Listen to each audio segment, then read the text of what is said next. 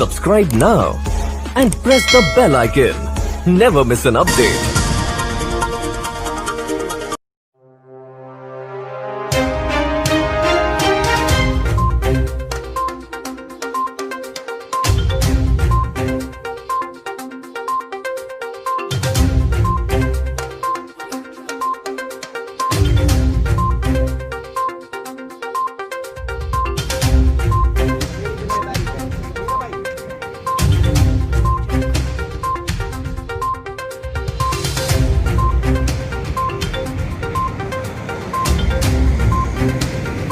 दोस्तों मैं सुखप्रीत सिंह। इस समय आप देख रहे हैं पहरेदार भारत न्यूज़। इस समय खड़े हैं हम बावदीन टोल प्लाजा पर, जहां पर आप मेरे पीछे देख सकते हैं कि चौधरी अभय सिंह चौटाला जी की पीछे गाड़ी खड़ी है। वो निकले हुए हैं टिकरी बॉर्डर पर।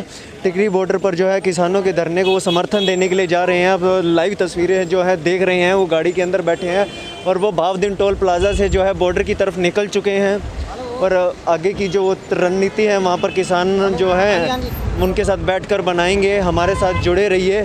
और इस समय आप लाइव तस्वीरों को देख सकते हैं जो आगे की ओर वो जाते जा रहे हैं। उन्होंने कहा है कि किसानों के साथ जो है सरकार जो है बार बार जो है उनको सिर्फ तारीख दे रही है और तारीख दे रही है। उनको कोई भी जो है स्पष्ट रूप से जो कह सकते हैं कि कुछ भी ऐसा ऐलान नहीं किया गया है। ना ही वो जो है तीनों अध्यादेश को रद्द करने के बारे में कह रही है। वो सिर्फ कह रही है कि हम इसमें कर सकते हैं तो सिर्फ संशोधन कर सकते हैं।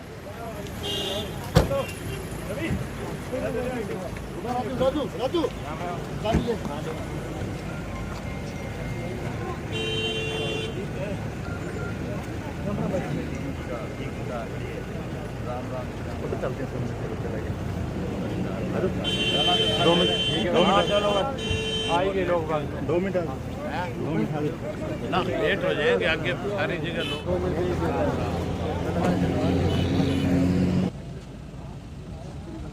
कैसे सरकार ने लोगों के बीच में कोरोना की महामारी का नाम लेकर एक भय का माहौल पैदा किया। जहाँ भय का माहौल पैदा करके लोगों को डराया, वहीं किसान के खिलाफ एक इस महामारी के दौरान षड्यंत्र रचा कि कैसे इस देश के किसान को उसकी ज़मीन से बेदखल किया जाए, कैसे उस किसान की रोजी रोटी छीनी जाए, कैसे उसको कमज़ोर किया जाए। इसके लिए 3 अध्यादेश लाए और उसको बड़े गुपचुप तरीके से लेकर के आए। किसी भी किसान संगठन के साथ बातचीत नहीं करी और उसके बाद बिना मेजोरिटी के राज्यसभा में ज़बरदस्ती उस बिल को पास कराया। राज्यसभा में बिल 100% गिर जाता, किसी कीमत पे पास नहीं होता। और अब किसान को इस बात के लिए मजबूर किया कि वो सरकार के खिलाफ पूरे देश का किसान इकट्ठा होकर के अपनी बात उनके सामने अपना पक्ष रखे। और बारी बारी से जो किसान आज दिल्ली की चारों तरफ बैठा है, जो किसान लीडरशिप जिसका संचालन कर रही है, उनको बुलाया जाता है और बुला करके उनसे मीटिंगें की जाती है।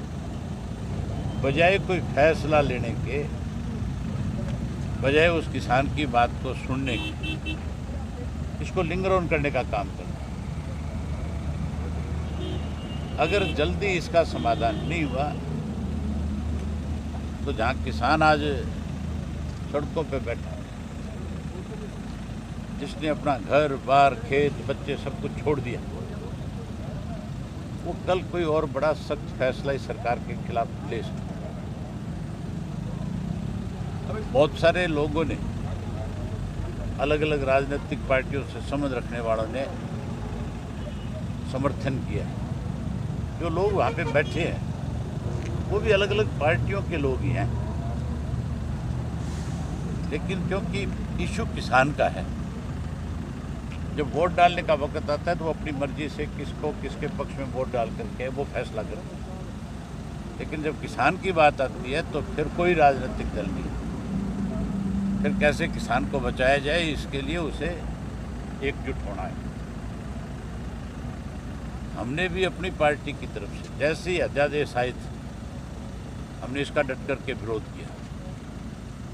जब विधानसभा का सेशन आया, अकेली इंडियन नेशनल लोकदल पार्टी थी जिसने विधानसभा में किसान का पक्ष बहुत खुल करके रखा और सरकार के पास उसका कोई जवाब नहीं था। कांग्रेस तो वॉकआउट करके चली गई थी। जो मेन विपक्ष था, जिसकी जिम्मेवारी बनती थी, जो इसके ऊपर सरकार को कटघरे में खड़ा करने के अपनी बात रखती, किसान का पक्ष रखती, आज रोज बयान दिए जाते हैं हुड्डा की तरफ से, शैलजा की तरफ से, एक उनका बंसल है उसकी तरफ से। अगर कांग्रेस किसान की पक्ष है करने वाली पार्टी, तो फिर अपने राज्यसभा के सांसद, अपने लोकसभा के सांसद, उनको लेकर के इंडिया गेट पे बैठ जाए, प्रधानमंत्री के आवास के बाहर बैठ जाए, महात्मा गांधी के उस पर जो उनकी समाधि है वहाँ जा कर के बैठ जाए। अनेक ऐसी जगह है जहाँ बैठ कर के विरोध किया जाता है। विश्वास प्रस्ताव लाने का अब हुड्डा जी कुछ तो कुछ अखबार में कहेंगे, कुछ ना कुछ तो अखबार की सुर्खियों में बना रहना चाहेंगे। ये तो ये भी कहते थे कि जब पीपली में किसानों पर लाठीचार्ज, कह रहे थे अगर वो मुकदमे वापस नहीं हुए, लाठीचार्ज करने वालों के खिलाफ कार्रवाई नहीं हुई, तो मैं पीपली में किसानों को साथ लेकर के धरने पे बैठ जाऊंगा। टांग गया वो धरना। केवल बात कहने से, अखबार की सुर्खियां बढ़ने से मदद नहीं हो सकती। किसान के लिए कोई इस देश में लड़ा, सत्ता में रहते, सत्ता से बाहर होकर के, या तो चौधरी चरण सिंह थे, या दीनबंधु सर छोटू राम थे, या चौधरी देवीलाल थे, या सरकार प्रकाश सिंह बादल है जिन्होंने 1 मिनट नहीं लगाया पद को त्यागने। आज बहुत सारे दिखावटी नेता हैं, कोई जाकर के रोटियां सेक रहा है, कोई जाकर के लंगर खिला रहा है। अगर सही मायने में किसान के हितैषी हर किसान के घर में पैदा हुए तो नाटक छोड़कर उस किसान के साथ बिना ये कहे कि मैं कौन हूँ, किस पार्टी का हूँ, उसकी मदद में बैठ जाना चाहिए। हमारी पार्टी जो है उसका एक एक कार्यकर्ता, आप किसी भी धरने पे जाओ, आपको हजारों की संख्या में हमारी पार्टी के साथी मिलेंगे जिनके पास केवल एक झंडा है, किसान का। वो ना लोकदल की बात करता, ना वो वहाँ बैठ करके राजनीति बात किसी के सामने कहता। आज का क्या प्लान रहेगा? मैं भी आज धरने में जाऊंगा और धरने में जा कर के टिकरी बॉर्डर किसानों के बीच बैठ करके उनसे बातचीत करूंगा और उनसे पूछ करके आऊँगा कि आप हमारी क्या जिम्मेवारी लगाना चाहते हैं। तो जो जिम्मेवारी हमें देंगे, हम उस जिम्मेवारी को अग्रणीय पंक्ति में खड़े होकर के निभाएंगे। हम लोगों की तरह नाटक नहीं करेंगे। कल शाम को जिस तरह से सरकार ने कहा कि अध्यादेश रद्द नहीं किया जा सकता, संशोधन किया जा सकता है, उसको लेकर के लिंगर ऑन करने का तरीका है जी। आप ये देखो, पहले 3 मेंबर्स की कमेटी बनाई, अचानक अमित शाह ने बुला ली है। ये लिंगर ऑन करने की तरीका है। उस कमेटी का महत्व खत्म कर दिया कल। अगर अमित शाह ने बातचीत करनी थी, अमित शाह ने कुछ करना था इसमें, तो पहले क्यों नहीं किया? कल क्या बुलाने की जरूरत पड़ी? ये हर चीज़ को लिंगर ऑन करने का बीजेपी का एक तरीका है। सरकार की तरफ से कोई प्रस्ताव? बारी बारी मीटिंगें रखेंगे, बारी बारी तारीखें देंगे, बारी बारी इस मामले को, कभी कहेंगे हम आपको लिखित में भेज रहे हैं, कभी कहेंगे हम आपकी बात को सुन रहे हैं। ये किसी भी आंदोलन को कमज़ोर करने के लिए सरकार की एक रणनीति होती है।